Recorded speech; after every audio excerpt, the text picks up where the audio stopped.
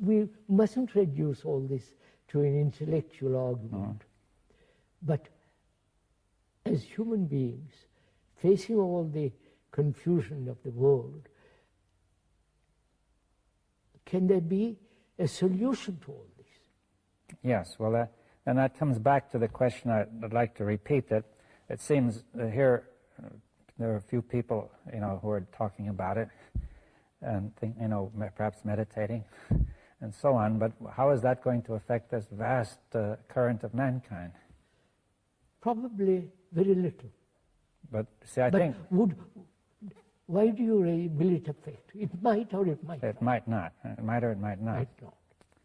Yes. But then one puts that question, then what's the use of it? Yes, that's the point, that I think there's an instinctive feeling that makes one put the question. Yes. I think that's a wrong question. But it's a wrong question. You see, that is, the first instinct is to say, what can we do to stop this tremendous catastrophe? Yeah. But if each one of us, whoever listens, sees the truth of this, the thought in its activity, both externally and inwardly, has created terrible mess, great suffering, then one must inevitably ask, is there an ending? Is there an ending to all this?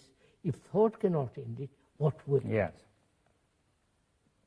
What is the new instrument that will put an end to all this misery? See, there is a new instrument, which is the mind, and so on and so on. Yes. Which is intelligence. But you see, the difficulty is also people won't listen to all this. They have come to definite conclusions, both the scientists and the ordinary layman like us. They won't listen. Yes, well, that is the sort of point I had in mind when I said that a few people don't seem to have much effect. I think, after all, few people have changed the world. Hitler was a... Well... Whether good or bad, that's not the point. But he didn't change it fundamentally. No, he changed the world superficially. Yeah. The revolution of the Bolsheviks, the communists, has changed, but they come to the same pattern again. Physical revolution has never changed psychologically human state. Well, do you think it's possible that say a certain number of brains coming in contact with mind in this way will be able to have an effect on mankind which is beyond just the immediate obvious effect of their communication? That's right. I mean, obviously, whoever does this may communicate in the ordinary way, and that have a small effect. But now this is a possibility of something entirely different, right? See, how do you... I've often thought about how do you convey to all this rather subtle and very complex issue, how do you convey all this to a person who is steeped in tradition, who is conditioned, and won't even take time to listen, to consider?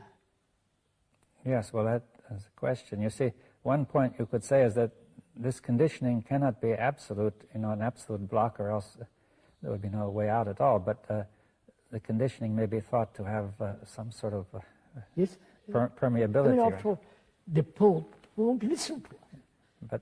But the Pope has tremendous influence. But is it possible that every person has something he can listen to if it could be found? If he takes little patience, yeah. Who will listen? The politicians won't listen. The idealists won't listen. The totalitarians won't listen. The deeply steeped religious people won't listen. So perhaps, sir, that's the whole point.